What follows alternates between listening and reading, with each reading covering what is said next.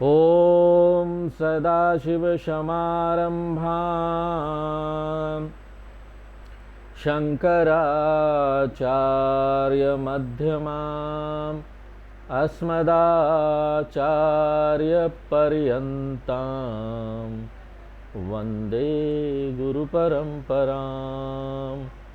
ओम। तीसरे मुंडक के पहले खंड का पहला और दूसरा मंत्र पढ़ते हैं। द्वा सुपर्णा सयुजा सखाया।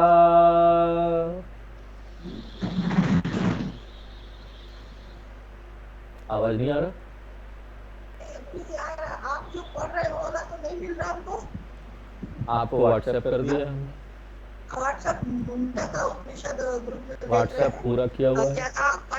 पश्यते रुकवर्णम ये वाला श्लोक है। हाँ नहीं, आपके व्हाट्सएप में देखिए, हमने पूरा जो आज पढ़ना है सब लाइन से व्हाट्सएप किया। हाँ, ग्रुप में मत देखिए, आपके व्हाट्सएप में देखिए। आपने सुबह से व्हाट्सएप खोला नहीं, हाँ भेजा ना? हम उपनिषद ग्रुप में चले गए। हमको मालूम था आप पूछेंगे इसलिए पहले भेज दिया।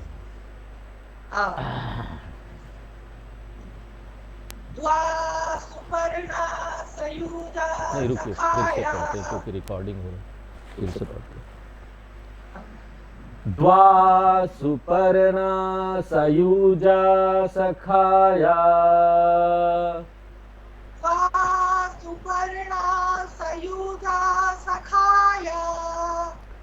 समानं वृक्षं परिषस्व जाते। समानं वृक्षं परिषस्व जाते। तयोरन्यपिप्लं स्वादवत्ति। तयोरन्यपिप्लं स्वादवत्ति। अनश्नन्नन्यो अभिचाकशीति। अनश्नन्नन्यो अभिचाकशीति। समाने वृक्षे पुरुषो निमग्नः। समाने वृक्षे पुरुषो निमग्नः। अनीशया शोचति मुह्यमानः। अनीशया शोचति मुह्यमानः।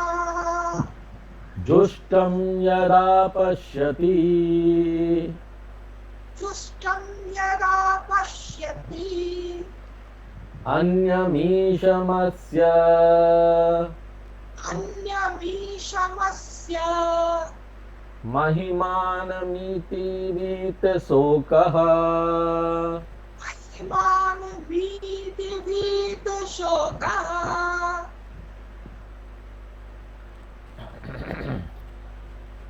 तो इस तीसरे अध्याय में शिक्षक जो मुख्य शिक्षा है उपनिषद का, जीवात्मा परमात्मा ऐक्यम ज्ञानम, उसका सारांश देने जा रहे हैं। और उसके बाद शिक्षक ज्ञान साधन के बारे में बात करने जा रहे हैं। प्रारंभिक अनुशासन जो हमको शुरू में तैयारी करनी है, और फिर शिक्षक ज्ञान फल के बारे में बात करेंगे। जीवन मुक्ति और विदेही मुक्ति के रूप में ज्ञान का लाभ। पहले 3 श्लोक में शिक्षक मुख्य शिक्षा का सारांश दे रहे हैं। एक पेड़ पर बैठे 2 पक्षियों के एक सुंदर उपमा के माध्यम से जीवात्मा परमात्मा ऐक्यम का ज्ञानम यहाँ दिया जा रहा है। तो यह पक्षी कल्पना शास्त्रों में जो है, यहाँ पर कल्पना करके शास्त्रों में बहुत प्रसिद्ध है। ये पक्षी और कल्पना जो है, ये दोनों शास्त्रों में बहुत प्रसिद्ध है। और हमने देखा कि 2 पक्षी चिदाभास या प्रतिबिंब चैतन्य का प्रतिनिधित्व करते हैं। एक चिदाभास है या प्रतिबिंबित चैतन्य है, और दूसरा बिंब चैतन्य है। 2 पक्षी है। मूल चैतन्य और प्रतिबिंबित चैतन्य। इसमें चिदाभास को एक स्थान मिला हुआ है, वो स्थान ही एक स्थान पर लोकेटेड है, क्योंकि प्रतिबिंब कहाँ होता है? मन में होता है। जहां भी मन है वहां चिदाभास है, और इस चिदाभास में परिवर्तन होते रहता है। चिदाभास एक स्थान से दूसरे स्थान पर यात्रा कर सकती है, इसलिए चिदाभास कर्ता भोक्ता अंश है। हम कह सकते हैं कि ये हमारी ना निम्न प्रकृति है। जीवात्मा की निम्न प्रकृति जो है चिदाभास है, और उसी जीवात्मा की एक उच्च प्रकृति भी है जो चित्त पहलू है, जो मूल चेतना है, जो केवल मन तक सीमित नहीं है, वो सर्वव्यापी है। और ये जो मूल चित्त मैं, वो बिल्कुल यात्रा नहीं करता। जब मन एक स्थान से दूसरे स्थान पर यात्रा करता है, तब भी केवल प्रतिबिंब ही यात्रा करता है। मैं जो मूल चेतना हो यात्रा नहीं करता, मुझ में कोई परिवर्तन नहीं, मैं अकर्ता अभोक्ता हूं। इस प्रकार एक पक्षी मेरी निम्न प्रकृति का प्रतिनिधित्व करता है, दूसरा पक्षी मेरी श्रेष्ठ प्रकृति का प्रतिनिधित्व करता है। और जीवात्मा निम्न व्यवहारिक प्रकृति और श्रेष्ठ पारमार्थिक प्रकृति दोनों का क्या है? मिश्रण है। अब ये मेरा चॉइस है। अगर मैं अपने आप को कर्ता भोक्ता ऐसा देख कर वो निम्न प्रकृति को अपनाना चाहता हूं, तो ठीक है, वो भी मेरे पास है, क्योंकि मुझे लगातार यहां पर अपने आप को विभिन्न कार्यों में सम्मिलित करना है। यहां पर मुझे कर्म मिलने वाले हैं, आगामी कर्म, और निश्चित रूप से मेरे पास बड़ा संचित कर्म का गठरी पड़ा हुआ है, और फिर जो प्रारब्ध जो कर्म आ गए हैं मुझे नीचे ऊपर ले जाने वाले हैं। इस प्रकार मैं शरीर से शरीर में जाने वाला संसारी बन जाऊंगा, एक शरीर से दूसरी शरीर। दूसरी और मेरे पास एक और ऑप्शन है, अपने श्रेष्ठ साक्षी स्वरूप को स्वीकार करने का, मूल चेतना को स्वीकार करने का, कि मैं वो हूं, मैं अकर्ता अभोक्ता प्रकृति हूं, अहम ब्रह्मास्मि। और उपनिषद कहते हैं कि मूर्ख लोग ना अपने निम्न प्रकृति को स्वीकार करते हैं और उसके बाद उसमें ऊपर नीचे होते हुए पीड़ित होते हैं, जबकि जो विवेकशील लोग हैं वो अपने श्रेष्ठ प्रकृति को स्वीकार करते हैं और जीवन में उसका आनंद लेते हैं। और यही हमने दूसरे मंत्र में देखा, सामान्य वृक्षे पुरुषो निमग्नः अनीशया सोचति मुह्यमानः। इस श्लोक का पहला भाग अज्ञानी लोगों का प्रतिनिधित्व करता है, जो चिदाभास की निम्न प्रकृति को स्वीकार करते हैं। और जब मैं चिदाभास कहता हूं तो इसमें मन भी शामिल है, क्योंकि मन कभी चिदाभास से दूर नहीं होता।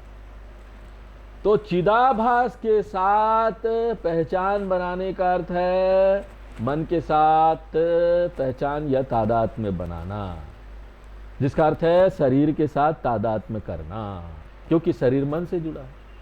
जिसका अर्थ है अन सभी बाहरी चीजों के साथ तादात्म्य करना, क्योंकि शरीर के माध्यम से ही हम बोलते हैं ना, मेरे पिता है, मेरे माता है, मेरे पति है, पत्नी है, बच्चे हैं, बेटा है, बेटी है, घर जैसे सभी रिश्ते हैं। प्रत्येक संबंध भौतिक शरीर के माध्यम से है। इसलिए देखिए, एक बार एक व्यक्ति एक लड़की से विवाह करता है तो खाली लड़की से नहीं करता है, उसके साथ कई हजार ससुराल वाले, उसके रिलेटिव वगैरह सबके साथ संबंध बना लेता है। शरीर के साथ विवाह करता है, लेकिन उसके साथ अनंत ससुराल वाले के साथ संबंध बना लेता है। एक शरीर, इतने सारे संघ, इतने सारे संबंध, और एक बार संबंध हो जाने पर अनीशया सोचति मुह्यमाना। शास्त्र बोलते हैं कि जमाता दशमो ग्रह। यहां पर हमारा जीवन किससे चलता है? नवग्रह से। कौन सा ग्रह आने वाला है? पता नहीं क्या सिचुएशन आने वाला है। तो शास्त्र बोलते हैं जो दामाद होता है ना, वो 10वां ग्रह है। आपका 9 ग्रह आज तक तो आपका जीवन का कंट्रोल कर रहा था, अब अगर दामाद आ गया तो अब वो 10वां हो गया, वो भी कंट्रोल करेगा आपके लड़की के माध्यम से। ग्रह की परिभाषा क्या है? जो आपको प्रभावित करता है लेकिन जिसे आप प्रभावित नहीं कर सकते। तो ग्रह वो हुआ जो आपके जीवन को प्रभावित करता है लेकिन जिसकी गति को आप नियंत्रित नहीं कर सकते। इसी तरह दामाद है जिसे आप नियंत्रित नहीं कर सकते लेकिन जिसका जीवन आपको नियंत्रित करता है, सीधे सीधे नहीं, आपके बेटी के माध्यम से। तो इसे अनीशा यानी हेल्पलेसनेस कहते हैं, लाचारी कहते हैं। जबकि दूसरा जुष्टम यदा पश्यति अन्यमीशमस्य। इसलिए एक बुद्धिमान व्यक्ति स्वीकार करता है उच्चतर साक्षी स्वरूपम जुष्टम ईशम। वह न केवल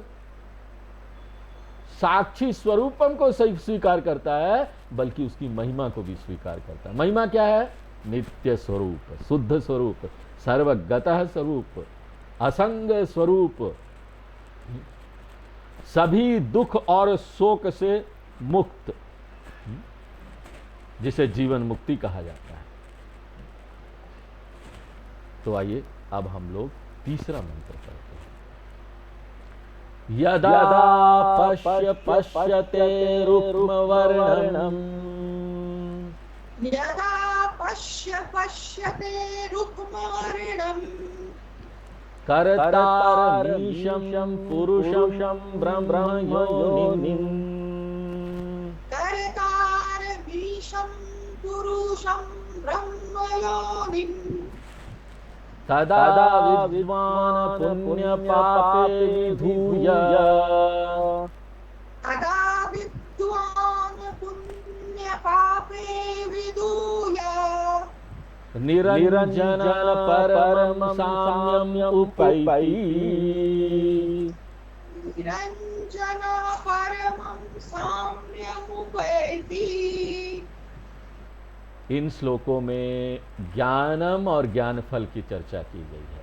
पहली 2 पंक्तियां ज्ञान की बात करती है, फिर बाद की 2 पंक्तियां फल की बात करती है। पश्यते, पश्य का अर्थ है विवेकशील व्यक्ति, क्योंकि चिदाभास और चित्त का विवेक करने के लिए अत्यंत सूक्ष्म बुद्धि की आवश्यकता होती है।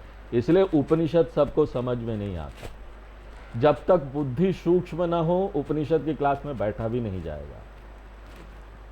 विवेक शारीरिक रूप से आप नहीं कर सकते हैं, कुछ करके नहीं कर सकते। जागृत अवस्था में मैं स्थित चेतना हूं, एक जगह पर स्थित हूं। सुषुप्ति अवस्था में मैं अनलोकेटेड, जिसका कोई स्थान नहीं, ऐसा चेतना। मुझे स्थित चेतना को स्वयं के रूप में स्वीकार नहीं करना चाहिए, लेकिन मुझे जो पूरा फैला हुआ जिसका कोई एक स्थान नहीं है, अस्थानिक चेतना को स्वयं के रूप में स्वीकार करना चाहिए। शरीर का स्थान है, मन का स्थान है, लेकिन चेतना का स्थान नहीं है। स्थान वह भाव है जो मैं जागृत अवस्था में विकसित करता हूं। इसलिए अस्थानिक, जो जिसका कोई स्थान नहीं है, जिसको हम बोल नहीं सकते कि वो जगह पर है, वही मेरा मूल स्वभाव है। मुझे जो एक स्थान महसूस होता है वो आगंतुक स्वभाव है, उधार लिया हुआ, मेरा अपना नहीं।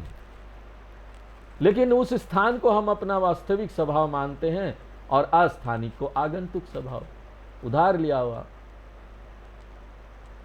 ये तो उल्टा हो गया, और इस तरह से उल्टा देखेंगे तो सब कुछ उल्टा दिखाई देगा। इसलिए स्थान क्या है? अपना मूल स्वभाव नहीं है। अस्थानिक, जो स्थानिक नहीं है, वो मेरा आंतरिक स्वभाव वो है। और इस विवेक के लिए बहुत बहुत तीक्ष्ण बुद्धि की आवश्यकता होती है, सूक्ष्म बुद्धि की आवश्यकता होती है। और ऐसे व्यक्ति को पश्य कहा जाता है, एक दृष्टा, एक विवेकशील व्यक्ति।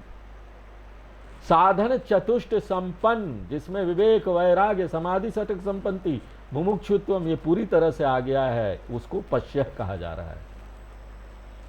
और वह क्या करता है? पश्यते, वह अपनी उच्चतर प्रकृति को स्पष्ट रूप से पहचानता है। साक्षी स्वरूपम, मूल चेतना हम हैं। और उसकी प्रकृति क्या है? हमें यहां साक्षी का भी विवरण मिलता है। रुक्म वर्णन, जो स्वयं स्पष्ट है, जिसके लिए किसी विशेष अनुभव की आवश्यकता नहीं होती। साक्षी को पहचानने के लिए किसी विशेष अनुभव की आवश्यकता नहीं होती। आपको कोई एक्स्ट्रा कुछ नहीं करना अनुभव करने के लिए। अन्य सभी पहचान के लिए विशेष अनुभव की आवश्यकता होती है, और यही वह आदत है जो हमारे अंदर है। और इसलिए हम सोचते हैं कि साक्षी अनुभव भी एक विशेष अनुभव है। आदत बन गई है बचपन से, हर चीज़ को अनुभव करो तभी जान पाएंगे, और एक विशेष समय पर वो घटना होगी, हम अनुभव कर लेंगे, कुछ लाइट दिखेगा और हमको पता चल जाएगा कि हम आत्मा हैं। ये हमारी सबसे गलत धारणा, प्रवृत्ति, आदत बन गई है, और ये हम बहुत बड़ी गलती कर रहे हैं। और उसके बाद और तो और ऊपर से हम ये भी बोलते हैं कि अरे ये तो क्लास कर रहे हैं, अध्ययन कर रहे हैं, पढ़ रहे हैं, जैसे स्कूल कॉलेज में पढ़ते हैं। ये तो एक बौद्धिक अभ्यास है, इंटेलेक्चुअल एक्सरसाइज बुक, एकेडमिक है। अरे साक्षी है, हमको अनुभव करना, एक्सपीरियंस करना, अपने आप में देखना है। इसलिए ना हमको बार बार आपको बताना पड़ता है कि साक्षी अनुभव नामक कोई विशेष अनुभव नहीं है, क्योंकि साक्षी सभी विशेष अनुभव में और उसके माध्यम से यहां स्पष्ट है। जो भी आप अनुभव करते हैं उसी के कारण कर रहे हैं। जैसे क्या?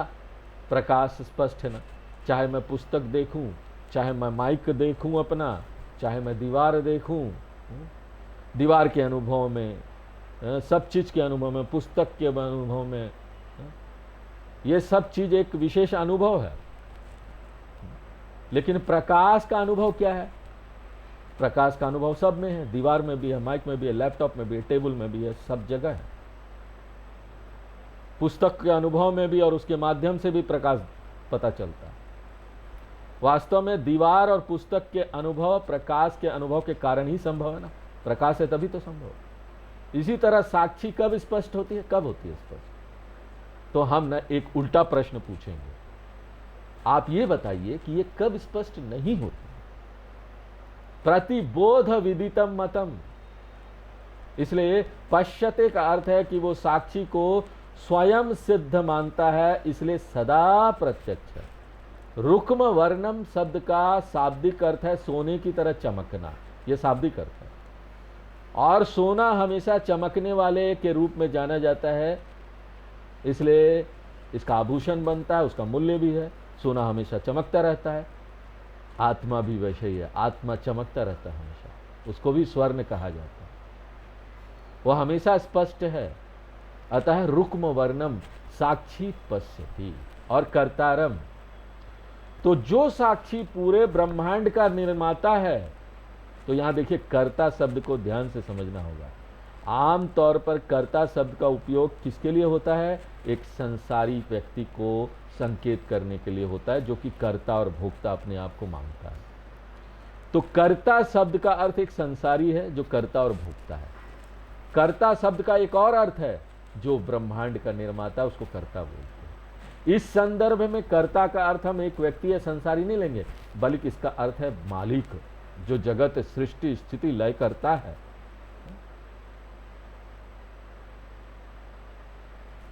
अब यहां पर संदेह आ सकता है ना, डाउट आ सकता है। अगर आपको डाउट नहीं आता ना, तो हम डाउट पैदा कर देंगे। और वो डाउट क्या है? शास्त्र कहते हैं कि ब्रह्म ही जगत सृष्टि स्थिति लय कारणम है। यहां आप कह रहे हैं कि साक्षी सृष्टि स्थिति लय कारणम है। मुझे बताइए कौन सा सही है? ब्रह्म जगत का कारण है या साक्षी जगत का कारण है? अब देखो यहां भ्रम पैदा हो गया, डाउट। इसके लिए हमारा क्या उत्तर है? साक्षी या ब्रह्म? क्या उत्तर है? अरे भाई, साक्षी को ही ब्रह्म कहते हैं। व्यक्तिगत शरीर की दृष्टि से उसको साक्षी कहा जाता है, और चेतना समग्रता की दृष्टि से वो ब्रह्म कहलाती है। दृष्टि भेदात नाम भेदा न तो वस्तु भेद।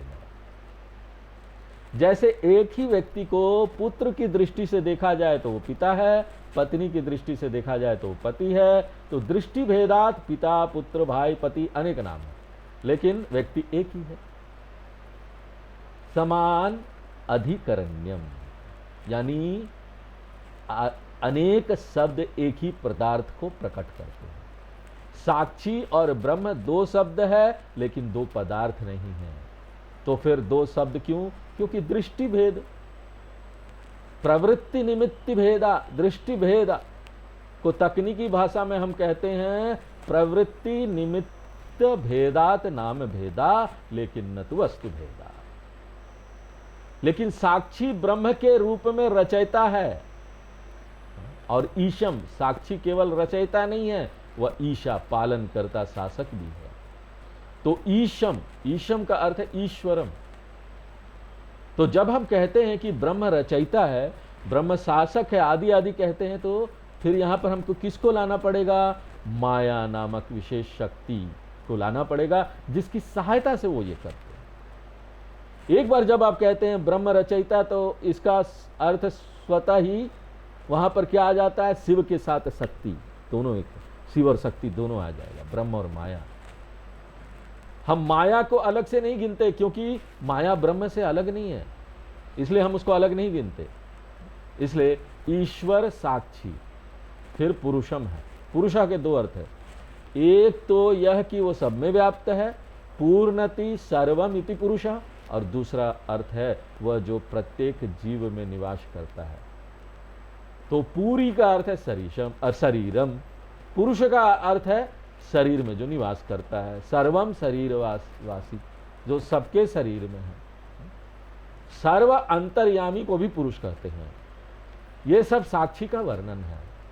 तो बुद्धिमान व्यक्ति साक्षी को देखता है जो सदैव प्रकाशमान है, जो निर्माता है, जो शासक है, जो अंतर्वास करने वाला है और ब्रह्म योनिम है। तो जो ब्रह्म योनिम है, जो हिरण्य गर्भ ब्रह्मा जी का भी कारण है, ब्रह्मा जी को भी बनाने का कारण है। तो ब्रह्म निर्गुण ब्रह्म, ब्रह्मा जी चतुर्मुख ब्रह्म का कारण है। इसलिए संस्कृत में दो शब्द है, एक ब्रह्म और दूसरा ब्रह्मा। ब्रह्मा जी जो है वो अलग है, चार मुख वाले ब्रह्मा जी, लेकिन ये ब्रह्म और वो ब्रह्म अलग अलग है। एक ब्रह्म है जो सगुण है, ब्रह्मा जो सगुण है, और ब्रह्म जो है वो उसी से ये उत्पन्न हुआ है। यदि आपको इस उपनिषद का पहला मंत्र याद है तो क्या था? ब्रह्मा देवानां प्रथम संबभूवा, सबसे पहले ब्रह्मा की रचना हुई। और योनिम का अर्थ है कारण। तो ब्रह्म योनिम का अर्थ है साक्षी चैतन्य, जो चतुर्मुख ब्रह्मा जी का भी कारण है।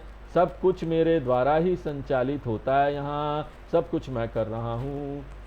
मय्येव सकलम जातम मयि सर्वम प्रतिष्ठितम, कैवल्य उपनिषद का मंत्र है। तो जब हम ये कहते हैं ना कि सब मेरे से ही यहाँ पर हो रहा है, तो ये लगभग मेरे लिए इम्पॉसिबल लगता है, इसको स्वीकार करना असंभव लगता है। मेरे लिए कैसे ये संभव है कि मैं सभी चीज़ों का यहाँ आधार बन जाऊँ? इसे समझने के लिए आपको कौन सा उदाहरण याद रखना चाहिए? कौन सा उदाहरण? हमेशा याद रखिए, जब भी ऐसी बात हो और आपको स्वीकार ना होना कि आप ही ये सब कर रहे हैं, तो स्वप्न वाला उदाहरण याद रखिए। जब आप स्वप्न में होते हैं तो आपको कभी यकीन नहीं होता कि सपनों की पूरी दुनिया आपके अंदर बसी हुई है। आपके अंदर गाड़ियाँ चल रही है, आपके अंदर पहाड़ है, आपके अंदर बड़े बड़े यहाँ नदियाँ हैं। आप कब यकीन करते हैं? यक साक्षात् कुरुते प्रबोध समये स्वात्मानमेवा द्वयम, दक्षिणामूर्ति स्तोत्रम। इसलिए जब कोई अपनी वास्तविक स्वरूप के प्रति उसके प्रति जागता है, तब उसको यह तथ्य का पता चलता है। जिस तरह से हमको जागने पर पता चलता है कि हम स्वप्न में थे, उसी तरह यहाँ पर हम जब अपने वास्तविक स्वरूप के प्रति जाग जाते हैं, तभी हमको पता चलेगा, नहीं तो ये तो सब लगता रहेगा सच है। लेकिन यहाँ भी एक अलग बात ध्यान देने योग्य है, बहुत महत्वपूर्ण है। जब हम स्वप्न का उदाहरण लेते हैं तो इसको बड़ा ध्यान से समझना चाहिए। स्वप्न में जब हम जागते हैं तो क्या होता है? स्वप्न की दुनिया गायब हो जाती, कुछ नहीं होता है। जो आपने देखा था सब आपको अवेलेबल तो होता नहीं, भौतिक रूप से गायब हो जाती। लेकिन जब मैं कहता हूं कि व्यक्ति को अपने स्वयं के प्रति जाग जाना चाहिए, वो जाग जाएगा, तो उस व्यक्ति को ये कल्पना नहीं करनी चाहिए अरे एक दिन मैं जाग जाऊंगा और यहाँ पर क्या होगा, जैसे सपने में सब गायब हो जाता है, सभी लोग गायब हो जाएंगे, जो मुझे तंग कर रहे थे सब गायब हो जाएंगे कोई रहेगा ही नहीं। हाँ? एक अंग्रेजी की एक पिक्चर आई थी, होम एलोन। उसमें वो छोटा बच्चा होता है, वो अपने परिवार से इतना परेशान होता है ना, वो बोलता है कि आई विश दैट ये सारे लोग जो मेरे अपने परिवार के लोग हैं ना गायब हो जाए, आई विश। और उसको दूसरे दिन ना क्रिसमस का त्यौहार था, तो सब लोग बाहर जाने वाले थे, उनको भी बच्चों को भी ले जाना था, लेकिन वो बच्चे दूसरा कमरा में सो जाता है और उसके बाद ना पूरा परिवार उसको भूल के चला जाता है। जब प्लेन में बैठ जाता है तो याद आता है अरे बच्चे को तो छोड़ ही दिया, और बच्चा सुबह उठता है देखता है भगवान इतनी दयालु है, एक ही दिन में मेरे पूरा परिवार को गायब कर दिया, और बड़ा खुश होता है खूब मजा करता है। पूरी पिक्चर उसके मजे के ऊपर है तो इसी तरह ना ऐसा मत सोचिए ना कि हम यहाँ पर जग जाएंगे, अपने स्वयं के प्रति जग जाएंगे तो सब लोग अचानक गायब हो जाएंगे। यहाँ पर दो समस्याएं हैं। यदि आप इसे शाब्दिक रूप से लेते हैं तो आप कभी भी जागने की कोशिश नहीं करेंगे। क्यों जागे भाई, क्यों हम आत्मा का ज्ञान प्राप्त करें, क्यों मेरी प्यारी पत्नी गायब हो जाएगी, मेरे प्यारे बच्चे गायब हो जाएंगे, मेरा बैंक बैलेंस गायब हो जाएगा, क्यों मैं आत्मा का ज्ञान प्राप्त करूं। इसलिए याद रखें, जब आप अपने उच्चतर स्वभाव के प्रति जागते हैं तो ये दुनिया भौतिक रूप से गायब नहीं होती। मेरी समझ में घड़ा नाम का कोई पदार्थ है ही नहीं, क्योंकि पदार्थ क्या है, मिट्टी ही तो पदार्थ है ना। मैं घड़े को तो सिर्फ एक ऐसे करके घड़ा बना दिया, उसको संभालता हूं, मैं घड़े का इस्तेमाल करता हूं, घड़े शब्द का भी इस्तेमाल करता हूं। घड़ा भौतिक रूप से गायब नहीं होता, लेकिन मेरी समझ में क्या आ जाता है, अरे इतने दिन तक जो घड़ा देख रहा था तो मिट्टी तो है, घड़ा गायब नहीं होगा, घड़े में आप पानी भर सकते हैं। इसी तरह से एक बार मुझे पता चल गया कि यहां सब कुछ लकड़ी है, तो यहां पर टेबल सोफा ये सब गायब नहीं होगा। गायब होने का क्या मतलब है, जब मैं जग जाता हूं तो मेरी बुद्धि में मेज, टेबल, कुर्सी, दीवार ये सब एक नाम है। इसी तरीके से ज्ञानी के लिए दुनिया गायब हो जाती। इसका क्या मतलब है, उसकी बुद्धि में पदार्थ ब्रह्म है और ब्रह्म के अलावा दुनिया नाम का कोई पदार्थ नहीं। ब्रह्मार्पणम ब्रह्मवि ब्रह्माग्नो ब्रह्मण हुतम ब्रह्मेव तेन गंतव्यम ब्रह्म कर्म समाधिना। तो इसे कहते हैं ज्ञानेन प्रविलापनम। ज्ञान में विलीन हो जाओ, भौतिक रूप से विलीन नहीं होना। भौतिक रूप से विलीन कब होंगे, जब आप ये शरीर छोड़ देंगे, विदेह मुक्ति के दौरान। क्योंकि आपके पास शरीर, मन और बुद्धि नहीं है तो आपको ब्रह्मांड को देखने का कोई सवाल ही नहीं है। इसलिए दुनिया विदेह मुक्ति के दौरान ही गायब होगी, जीवन मुक्ति के समय नहीं। तो तदा यानी तो फिर, तो इसका मतलब है आत्मज्ञान प्राप्ति सती विद्वान। तो यह विद्वान बुद्धिमान व्यक्ति विधूय नाश करता है, मिटाता है। क्या मिटाता है, पुण्य पापे, पुण्य और पाप दोनों को मिटा देता है। तो ये एक महत्वपूर्ण पंक्ति है जिस पर ध्यान दिया जाना चाहिए, क्योंकि यहां उपनिषद कहता है कि जब पापी मोक्ष प्राप्त कर सकता है, जब प्राप्त कर सकता नहीं, प्राप्त करता है तो पाप और पुण्य दोनों को फेंक देता है। इससे हम क्या समझते हैं, पुण्य भी संसार में आता है, हमको बहुत पुण्य प्राप्त करना है, कर लो पुण्य, वो भी तो बंधन है। जब तक पाप पुण्य दोनों रहेगा यात्रा चलती रहेगी। पुण्य कैसा है, लोहे की बेड़ी और सोने की बेड़ी। ये तो पुण्य जो है वो सोने की बेड़ी की तरह, अच्छा बेड़ी है तो बेड़ी, बंधन में तो है ना, आप चैन में तो बंधे हुए हैं। अब अरब कंट्री में जाएंगे तो वहां पर बहुत पैसा है, तो बोलते हैं वहां पर किसी को दंड देना होता है, मृत्यु दंड। तो वहां पर ना सोने का तलवार का उपयोग करते हैं, तो क्या फायदा हुआ भाई मृत्यु दंड तो मिल ही गया ना। इसी प्रकार से ये पुण्य है, सोने का तलवार, लेकिन ये भी एक तलवार है।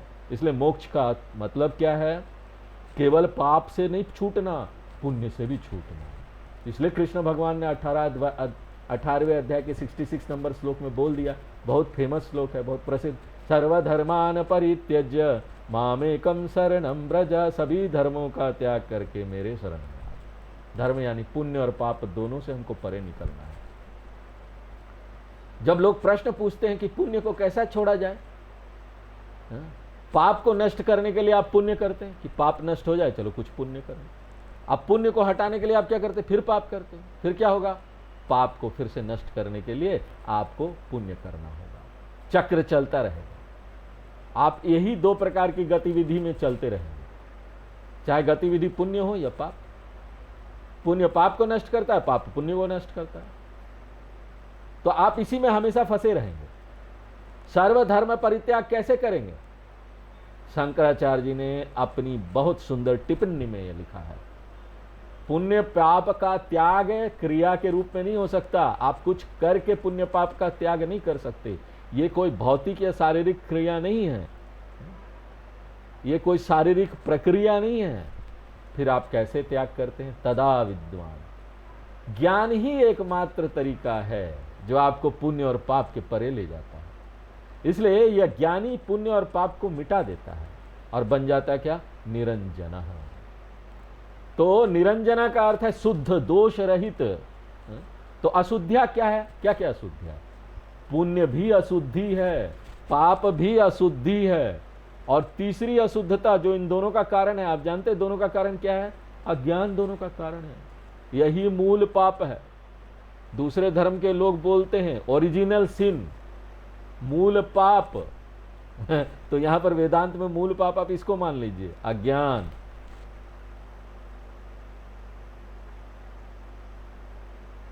वेदांत कहता है कि आपका मूल पाप अज्ञान है।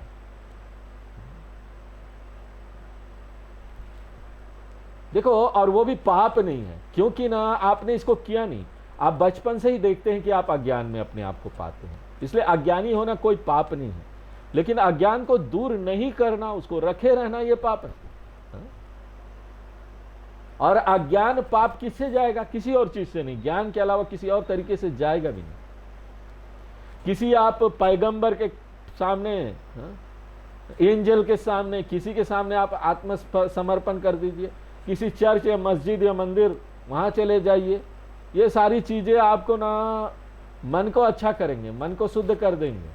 लेकिन अगर आपको मूल पाप से बाहर जाना है तो आपको क्या करना पड़ेगा? क्लास में आइए, रेगुलर क्लास में आइए। इसका क्या अर्थ है क्लास में आने का? कहीं ना कहीं आपको ज्ञान तो प्राप्त करना ही होगा। इसलिए निरंजना, निष्कलंक हो जाता है और परमम साम्यम उपैति, वह ब्रह्म के साथ पूर्ण एकता को प्राप्त कर लेता है। परमम साम्यम उपैति का अर्थ है ब्रह्म के साथ पूर्ण एकता वह प्राप्त करता है। वह बिना गति के यात्रा के ब्रह्म में लीन हो जाता है। क्योंकि अगर हम यहाँ पर ऐसा नहीं बोलेंगे तो आप क्या समझेंगे? नहीं स्वामी जी, आप बोल रहे थे लीन हो जाएगा, विलय हो जाएगा, इसका मतलब हमको कुछ करना पड़ेगा, कुछ यात्रा करना पड़ेगा। धीरे धीरे धीरे धीरे धीरे करके जाएंगे और ब्रह्म में जाकर मिल जाएंगे। कुछ कदम आगे हम चलेंगे और भगवान कुछ कदम आगे आएंगे। एक कदम आप बढ़ाओ, 4 कदम भगवान बढ़ाएंगे। ये कोई भौतिक विलय नहीं है, ये कोई जाकर कुछ करने वाला विलय नहीं है, क्योंकि जीवात्मा और परमात्मा के बीच में कोई भौतिक दूरी नहीं है। विभाजन केवल काल्पनिक है, इसलिए विलय विभाजन की धारणा को छोड़ना होगा। भगवान में मेरा विलय हो जाए, मैं मिल जाऊं, इस धारणा को छोड़ना है। इस धारणा को छोड़ना है कि मैं भगवान से दूर हूं। देखिए, सपने देखने वाला कितने किलोमीटर की यात्रा कर कर जागृत में विलीन हो जाता है? बिल्कुल भी यात्रा नहीं, क्योंकि सपने देखने वाला जागृत से कभी दूर नहीं होता। प्राणो ये सर्वभूतैर्विभाति, प्राणो येषः यः सर्वभूतैर्विभाति, विजानन् विद्वान् भवते नातिवादी, विजानन् विद्वान् भवते नातिवादी, आत्मक्रीडा आत्मरति क्रियावान। आत्मक्रीडा आत्मरति क्रियावान। एषा ब्रह्मविदां वरिष्ठः। एषः ब्रह्मविदां वरिष्ठः। देखिए, पुनः इस मंत्र में ज्ञानम और ज्ञानफल दोनों दिए गए हैं। विजानन तो बुद्धिमान व्यक्ति पहचानता है, जानता है। प्राणः तो यहां हमें ध्यान से ध्यान देना है कि प्राण शब्द का अर्थ ब्रह्म है। सामान्यतः प्राण शब्द का अर्थ हम क्या समझते हैं? 5 प्राण। लेकिन इस संदर्भ में प्राणः शब्द का अर्थ ब्रह्म है, जिसके कारण से सब कुछ जीवित है। तो सामान्यतः हम क्या सोचते हैं? हम प्राण के कारण जीवित है, इसलिए जब कोई मर जाता है तो हम कहते हैं देखो प्राण चला गया। यह हमारा रेगुलर थिंकिंग है, सामान्य विचार है। प्राण के कारण ही व्यक्ति जीवित है। लेकिन शास्त्र क्या कहेंगे कि प्राण स्वयं शरीर को केवल आत्मा से उधार ली गई चेतना के कारण ही जीवित करने में सक्षम है। प्राण अपने आप में जड़ है, अपने आप में कुछ नहीं कर सकता। प्राण के अंदर वो ब्रह्म आत्मा ही उसको चेतना देती है। इसलिए आत्मा प्राण को चेतना प्रदान करती है और वह प्राण भौतिक शरीर को आशीर्वाद देता है। तो यह केवल चेतना है। प्राण चेतना उधार लेता है और इसको शरीर को उधार देता है। इसलिए प्राण को सामान्यतः जीवंत करने वाला माना जाता है। लेकिन अंतिम कौन दे रहा है? अंतिम जो जीवित करता है वो कौन है? आत्मा ही है। इसलिए इसे प्राण कहा जाता है। और यह किस प्रकार का ब्रह्म है? यह सर्वभूतैर विभाति। इसलिए ज्ञानी उस ब्रह्म को पहचानते हैं जो संपूर्ण सृष्टि के रूप में प्रकट होता है। एक ही है जो प्रकट होता है संपूर्ण सृष्टि के रूप में। हम ऐसा क्यों कहते हैं? हमने दूसरे अध्याय में देखा था, पहला खंड हमने विस्तार से देखा कि कैसे ब्रह्म ही जगत कारण है, इसलिए ब्रह्म ही सब कुछ बन जाता है। और अंतिम मंत्र में हमने देखा था पुरुषम पुरुषा एवेदम विश्वम कर्म तपो ब्रह्म परामृतम। और फिर दूसरे अध्याय के दूसरे खंड में भी हमने निष्कर्ष निकाला, ब्रह्मैवेदम अमृतम पुरस्ताद ब्रह्म पश्चात ब्रह्म दक्षिणतश्चोत्तरेण। ब्रह्म ही कारण है। आप जानते हैं कि कारण ही प्रत्येक कार्य के रूप में प्रकट होता है। इसलिए ब्रह्म को देखने के लिए मुझे ऊपर या नीचे देखने की जरूरत नहीं। मैं जो कुछ भी देख रहा हूं वह ब्रह्म की विभिन्न अभिव्यक्तियां हैं, नाम रूप है, उसके माध्यम से ब्रह्म प्रकट हो रहा है। एक भजन जो हम लोग हमेशा गाते हैं भजन के क्लास में, हमको बहुत पसंद है। यहाँ पर बड़ा सटीक है, हर देश में तू हर वेश में तू तेरा नाम अनेक तू एक ही है। इस एक पंक्ति में पूरा वेदांत आ जाता है। तो तुम हो हर देश में, हर जगह तुम हो, हर वेश में तुम हो। तेरा नाम भी अनेक है लेकिन तू एक ही है। तेरा नाम अनेक है लेकिन तुम एक हो। इसलिए उपनिषद में कहा गया है सर्वभूतानि सर्वभूते ही, प्रत्येक जीव के रूप में ब्रह्म ही प्रकाशित है। और विद्वान विजानन, बुद्धिमान व्यक्ति इस ब्रह्म को जानता है और ज्ञान की तीसरी आंख के माध्यम से इस ब्रह्म को ना हर जगह पहचानता है। अगर आपके पास साधारण आंखें हैं तो यहाँ पर अंतर देखेगी वो साधारण आंखें, ये अलग है वो अलग है। अनगिनत देखेगी, बहुत सारे हैं, असंख्य देख सकती है। लेकिन ज्ञान की आंख क्या देखती है? एकता को देखती है। सबके अंदर तो वही है। और इसके क्या कारण क्या होगा पता? इसका परिणाम क्या होगा? भवते नातिवादी न अतिवादी भवती। जितना अधिक ज्ञान उसे पूर्णता देता है वो उतना अधिक मौन हो जाता है। संसार का क्या लक्षण है? बातूनीपन। फोन लेके एक एक घंटा तक पता नहीं क्या बात करते हैं, एक दूसरे से बातें करते रहते, तुम ठीक हो हम ठीक हो। अरे क्या ठीक है? अगर कुछ गड़बड़ हो तो वो अपने आप फोन करेगा, मेरी सहायता करो। अपूर्णता का लक्षण ये संसार। और आप जानते हैं खाली बर्तन सबसे अधिक शोर करता है। जो खाली है ना वो सबसे अधिक बोलेगा। और हम इतने खाली हैं और इतना बात करेंगे कि कोई नहीं भी है तो अपने आप से बात करते रहेंगे। तो ज्ञानी का लक्षण क्या है? न अतिवादी भवती, वह बातूनी व्यक्ति नहीं है, वह इतना भरा हुआ है और इतना संपूर्ण है, वो इतना संतुष्ट हो गया कि उसको बात करने का भी मन नहीं करता, मौनी हो गया है।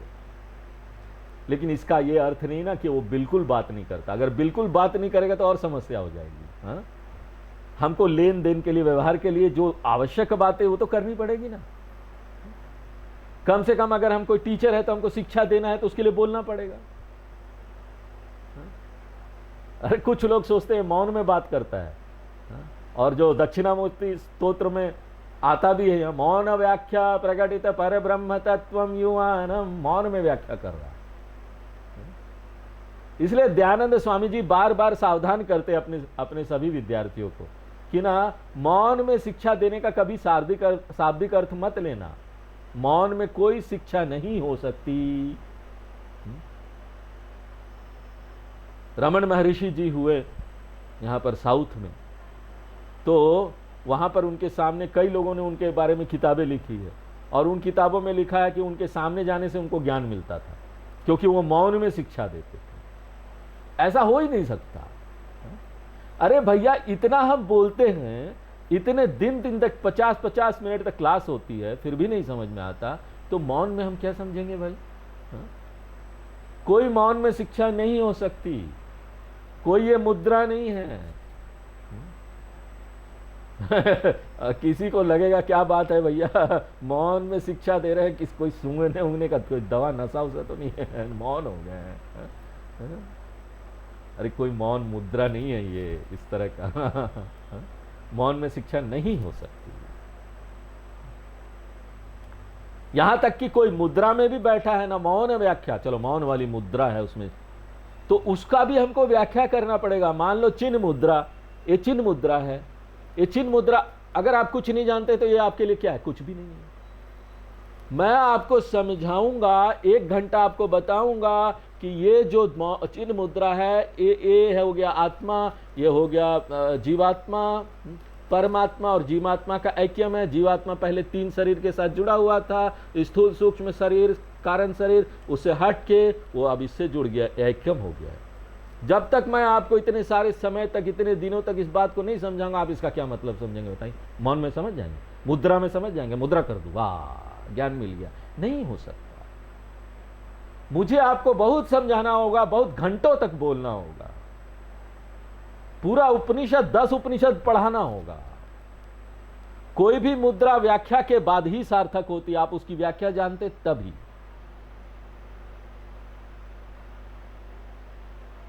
तो स्वामी जी जब अपना शरीर छोड़ रहे थे, दयानंद स्वामी जी 2014 में जब शरीर छोड़ रहे थे ऋषिकेश में, तो मोदी जी भी मिलने गए थे उनसे, क्योंकि उन्होंने खाना पीना छोड़ दिया था, क्योंकि उनके शरीर का अब उपयोग नहीं रह गया था।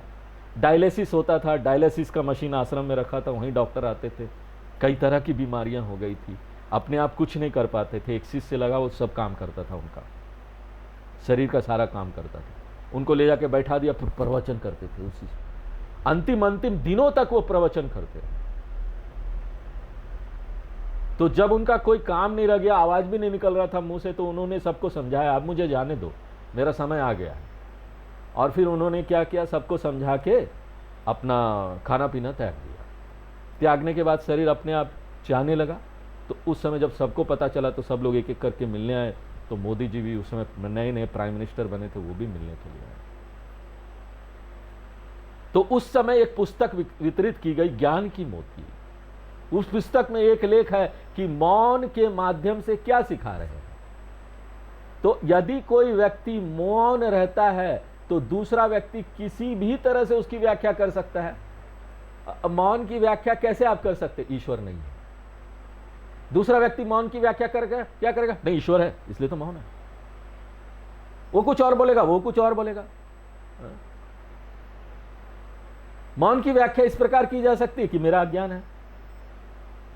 तो एक मौन की व्याख्या कैसी हो सकती है? जितने विद्यार्थी होंगे उतनी व्याख्याएं होंगी, सब अपने अपने तरीके से उसका व्याख्या करेंगे।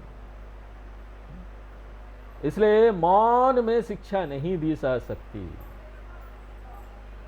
यहां यह कहना चाहता हूं कि यहां मौनी का अर्थ है पूर्ण मौन नहीं, यहां मौनी का अर्थ है केवल तभी बात करना जब आवश्यक हो। मौनी यानी हमने ना मटेरियल चीजों पर बात करना छोड़ दिया। अब हम किसी से तुम कैसे हो, क्या कर रहे हो, हा? और दिन भर की चर्चा, वो क्या कर रहा था, पड़ोसी क्या कर रहा था। मौन मतलब इन सभी चीजों को मैंने छोड़ दिया है, इनसे मौन हो गया है।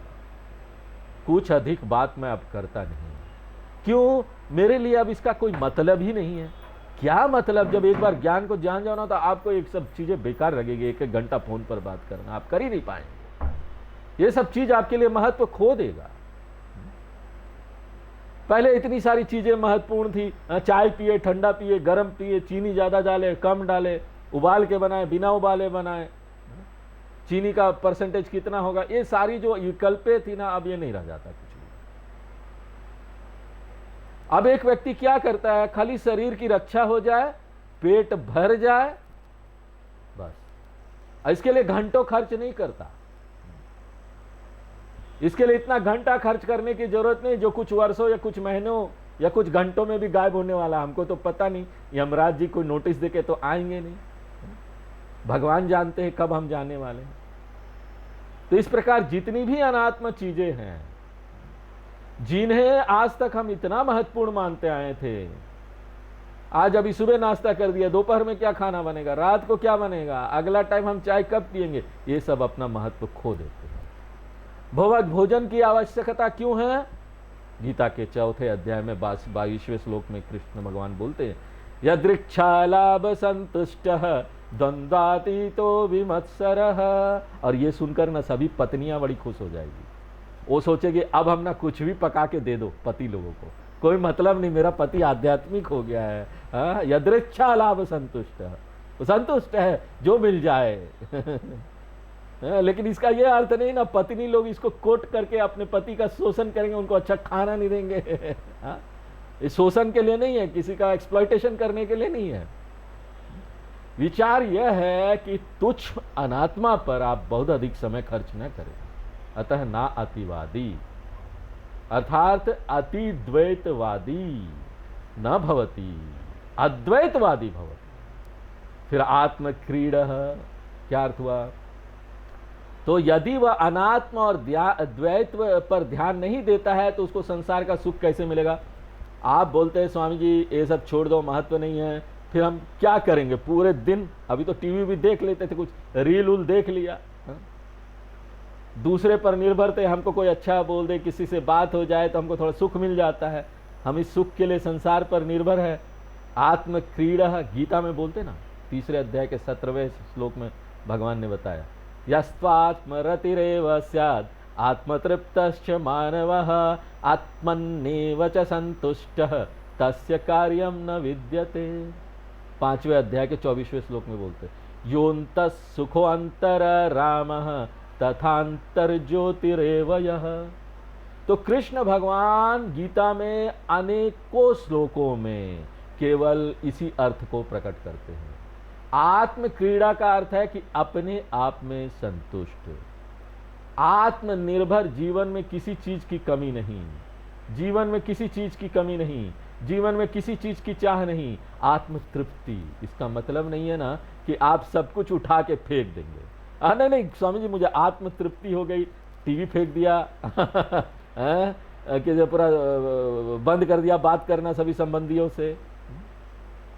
आत्म तृप्ति का अर्थ है कि अगर आपके पास कुछ चीजें हैं, ऐसी अच्छी चीजें, कार है, गाड़ी है, अच्छी कार है, बैंक बैलेंस है, सब कुछ है, तो क्या है, आपको ना लग्जरी और नीड के बीच का अंतर समझना होगा। विलासिता और आवश्यकता। विलासिता वह चीज है जिसका आप उपलब्ध होने पर धन्यवाद के साथ आनंद लेते हैं। चलो मुझे तो जरूरत नहीं थी, मिल भी गया तो क्या। और जब वह आपके पास नहीं होती ना, आपको कभी कमी का अनुभव नहीं होता, क्योंकि आपने आदत नहीं बनाया उसकी। जैसे आपके पास कार नहीं है, आप रास्ते में जा रहे हैं, आपका कोई फ्रेंड कार लेके आता है, आप बस में जाने के लिए तैयार हैं, बस स्टैंड में इंतजार करते हैं, उसने उस दिन आपको लिफ्ट दे दी, आपको मजा आया, चलो आपने आनंद ले लिया, ऑफिस पहुंच गए। लेकिन दूसरे दिन आपको बस में जाना पड़े तो आप कुड़कुड़ नहीं करेंगे, आज कार नहीं मिला। तो ये क्या हो गया? लग्जरी हो गई। आपको कार मिल गया एक दिन, वाह वाह लग्जरी। नहीं मिला कोई बात नहीं। तो विलासिता वह चीज है जिसका आप आनंद तब लेते हैं जब वह होती है, और जिसका आपको कमी अनुभव नहीं होता जब वह नहीं होती है। जबकि आवश्यकता यह है जिसका आप आनंद तब नहीं लेते जब वह होती है, उसकी उपस्थिति का एहसास नहीं होता। जैसे आपके हाथ पैर का ना, इसका मूल्य आप नहीं जानते हैं। जिसका हाथ पांव नहीं, आप उससे पूछिए। जब तक आप किसी हाथ पांव वाले व्यक्ति जिसका नहीं है उसको नहीं देखते, तब तक आपको यह समझ में नहीं आता। इसलिए आवश्यकता वह है जिसकी उपस्थिति पर ध्यान नहीं दिया जाता, और जिसकी अनुपस्थिति को बहुत अधिक कमी महसूस करते जब नहीं हो रहता है। जिसको रोज कार का आदत है, उसको कुछ पता नहीं चलता। रोज कार में जा रहे, क्या आनंद? कुछ नहीं आनंद, रोज ही जा रहे। एक दिन लेकिन कार नहीं मिला तो समझ में आता, अरे आज कार नहीं। ज्ञानी के लिए क्या है? उसके पास जो भी कुछ है ना वो सब लग्जरी है। शरीर भी एक दिन भी मिल गया ना वो लग्जरी, हाँ आज तो मिल गया एक दिन, क्या विलासिता है। उसका मन विलासिता में, उसके पास जो भी कुछ है ना वो लग्जरी है, लग्जरी। इसलिए आत्मक्रीड़ा आत्मरति, वो अपने आप में आनंदित रहता है, अपने आप के साथ आनंदित रहता है। और वो करता क्या है? जब शरीर है कुछ ना कुछ तो करेगा ना, क्रियावान। इसलिए बोलते हैं क्रियावान, यानी लोक संग्रह करता है, बहुत सारे कर्म में लगा हुआ है, क्योंकि उसके पास अब कुछ पूरा करने के लिए कुछ नहीं। उसने मोक्ष प्राप्त कर लिया, सारा पुरुषार्थ उसका कंप्लीट हो गया। धर्म अर्थ काम मोक्ष कंप्लीट, इसमें सब पुरुषार्थ शामिल है। इसलिए नैव तस्य कृते नार्थ ना कृते नेह कश्चन, गीता के 3 अध्याय का 18वां श्लोक। उसके पास करने को कुछ नहीं है, अब पूरा जीवन पड़ा हुआ है। जिस दिन मोक्ष हो गया, अरे कुछ है ही नहीं, अब करने को करा क्या जाए? पूरा जीवन सामने पड़ा है, व्हाट आई शुड डू। इसलिए वो क्या करेगा?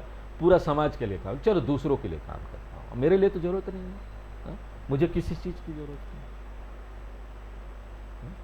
ये शरीर की भी जरूरत खत्म हो गई। पूरा जीवन समाज को अर्पित कर देता है, वो समाज सेवा करता है, लोक संग्रह के लिए उपलब्ध है। यही करने के लिए भगवान गीता में 3 अध्याय के 20वें श्लोक में बोलते हैं, लोक संग्रह में वापी संपश्यन कर तुम अर्हसी। लोक संग्रह करना चाहिए ऐसे ज्ञानी को। इसलिए क्रियावान का अर्थ है कि लोक संग्रह में लगा हुआ है, उसका रहना ही समाज के लिए आशीर्वाद है।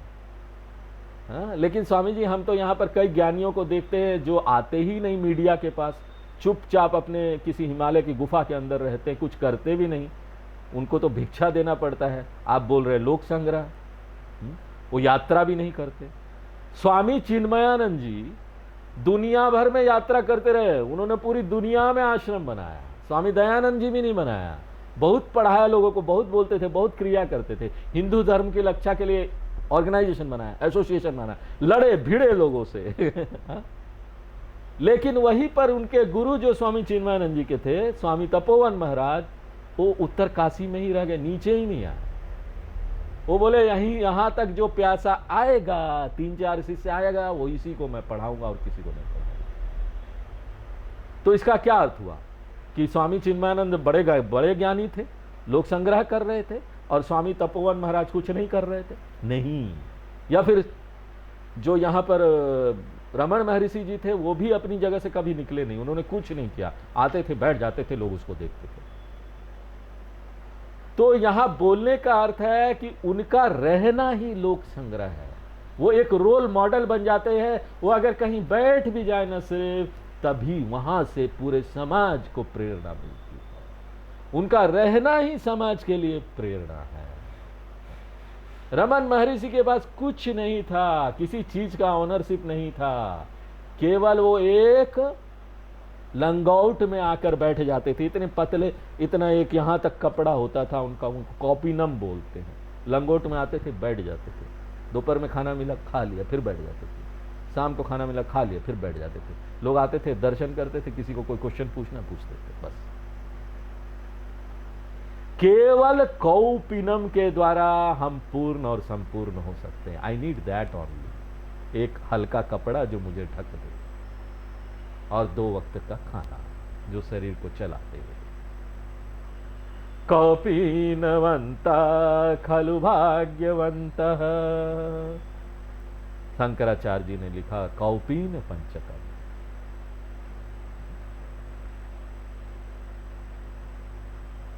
यह एक प्रेरणा है और यह हमें यह जानना भी सिखाता है कि पूर्ण और संपूर्ण होने के लिए आपको न किसी भी चीज की आवश्यकता नहीं है। जैसा कि स्वामी जी ने बड़े खूबसूरती से कहा है, खुश रहने के लिए आपको सिर्फ अपने आप की आवश्यकता है, बस इतने ही। इसलिए उन्हें एक स्थान से दूसरे स्थान पर जाना, आश्रम बनाना, बातचीत करना, उसकी आवश्यकता नहीं है। उनका रहना ही लोक संग्रह है और इसलिए क्रियावान। और ऐसा व्यक्ति एषः ब्रह्म विद्याम वरिष्ठः, और यह व्यक्ति सबसे बड़ा ज्ञानी है। इसलिए ब्रह्म विद्याम वरिष्ठः, यह सबसे बड़ा ज्ञानी है। तो आपको ना डाउट आना चाहिए, अरे स्वामी जी आप अभी बोल रहे हैं कोई ज्ञानी बड़ा छोटा नहीं होता, फिर बोल रहे हैं ज्ञानी बड़ा है, छोटा है, श्रेष्ठ है, अश्रेष्ठ है, नीचे है, वरियान वरिष्ठ है। एक बार जब आप कहते हैं तो सबसे बड़ा ज्ञानी कौन है, उससे छोटा ज्ञानी कौन है, कौन सबसे बड़ा ज्ञानी है, कौन उससे छोटा है। तो मैं फिर आपको एक बार कह रहा हूं कि ये स्तर है। अंतर क्या होगा? क्या समाधि में स्थित ज्ञानी अधिक महान होगा? अगर हम बोल देंगे नहीं नहीं, देखिए समाधि में जो बैठा हुआ है ना ज्ञानी, चुपचाप समाधि में लीन, कुछ नहीं बोलता, ऐसा ज्ञानी महान है, तो आप क्या करेंगे? आप भी समाधि में बैठने का प्रयत्न करें। यहां छोटा बड़ा बोलते हैं तो क्या विचार है? जब कोई व्यक्ति लगातार और सही तरीके से श्रवण करता है तो उसको आराम से ज्ञान हो सकता है। अच्छी तरीके से श्रवण कर लो, ज्ञान हो जाएगा। आत्मज्ञान बिल्कुल भी कठिन नहीं है, क्योंकि आत्मा तो हर समय स्पष्ट है, हर समय आपको समझ में आ रहा है। इसलिए श्रवणेन एक व्यक्ति ज्ञानी है। लेकिन समस्या क्या है? अभी श्रवण करने के बाद ज्ञान 2 कारकों से बाधित होता है। एक तो है जैसे आप श्रवण करेंगे, जानेंगे तो आपको संदेह आएगा, डाउट आएगा। दूसरा है एक आपका आदत होता है हमेशा शरीर मानना। ये 2 बाधा रहेगा। मैं बेकार हूं, मैं बेकार हूं, मैं शरीर हूं, तुम बेकार हो, ये सब चलता रहेगा। भले आपको ज्ञान हो गया कि आप आत्मा है श्रवण से, मैं असहाय हूं, मैं बेकार हूं, मुझे भविष्य का डर है, यह है, यह है, इसे आदत कहते हैं। यह आदत मन में चल रहा है, इसको बोलते हैं विपर्ययः। तो एक है संदेह, दूसरा है विपर्ययः। तो एक ज्ञानी के पास ज्ञान है, लेकिन यह 2 कारकों संशय और विपर्यय द्वारा बाधित है। संशय यानी डाउट, और विपर्यय यानी आदत, शरीर मान लेने का आदत। तब मान लीजिए कि एक व्यक्ति फिर आगे बढ़ता है, ज्ञान श्रवण करने के बाद मनन करता है, तब क्या होता है? वो अपना ना डाउट को दूर करता है, अपने संदेह को हटाता रहता है, हाँ, धीरे धीरे करके। इस ज्ञान के प्रति कोई भी मन में संदेह नहीं रहना चाहिए। इसलिए वो ना एक स्टेप और आगे बढ़ जाता है। ज्ञान तो एक ही है, लेकिन पहले श्रवण में 2 बाधा था, संशय और विपर्यय। अब केवल 1 बाधा रह गया। क्या? मनन करने के बाद 1 बाधा रह गया। क्या? सिर्फ विपर्यय, आदत। तो 2 बाधा वाला ज्ञानी वो कम श्रेष्ठ है, केवल श्रवण किया है। 1 बाधा वाला ज्ञानी उससे श्रेष्ठ है, मनन कर लिया, उसके बाद अभी 1 बाधा है और है, वो क्या है? आदत। तो निधि ध्यान के माध्यम से वह 1 आदत संसार को भी हटा देता है। अन्य लोगों से अपनी तुलना करना, ईर्ष्या करना, हीन भावना करना, इन धारणाओं को हटा देता है। एक भी बाधा नहीं रहता। बाधा मुक्त ज्ञानी को यहां वरिष्ठ कहा जाता है। तो महान वो है जिसके पास 2 बाधा रहित ज्ञान है। बड़ा ज्ञानी वो है, वरिष्ठम वो है। सबसे महान गुरु ज्ञानी वो है जिसके पास कोई ज्ञान बिना बाधा के ज्ञान है, जिसके पास ज्ञान निष्ठा है, जिसके पास स्थिर प्रज्ञा है, और इसी को ब्राह्मी स्थिति भी कहा जाता है। और यह गुरु ज्ञानी ब्रह्म विद्या वरिष्ठ है। तो आज यहीं पर विराम देते हैं, आगे फिर नेक्स्ट क्लास। ओम पूर्णमदः पूर्णमिदं पूर्णात् पूर्णमुदच्यते पूर्णस्य पूर्णमादाय पूर्णमेवावशिष्यते। ओम शांति शांति शांति।